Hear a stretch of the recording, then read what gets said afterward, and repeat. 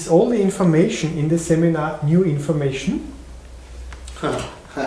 Actually, it's all extremely old information.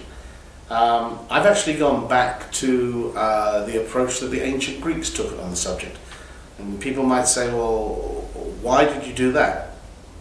Well, if you listen to what the ancient Greek historians and philosophers say, they say that every child by the age of about 11, 12, who went to school, had mastered at least 2 or 3 instruments. Now, today, you're lucky if one child in 100 can play one. So, a great part of my research was the investigation on what changed. Now, this fascinated me. I asked my teachers, I really looked in books. I couldn't find any data about this, but to me it was absolutely obvious that something must have changed. If you go from something which is incredibly simple that everyone can do to something that is now incredibly complex that most people can't.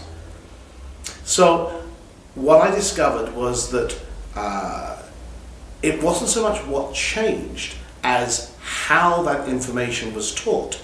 We place the stress today on learning the tones, the notes. This is the essence of learning music.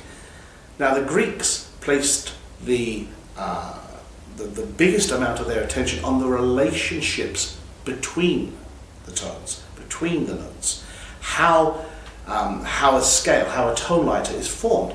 It is not by the tones within that scale, but by the relationship between the tones.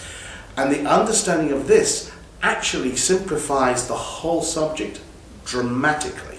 So really, the answer to that is no. I've gone back to what worked successfully before it got changed.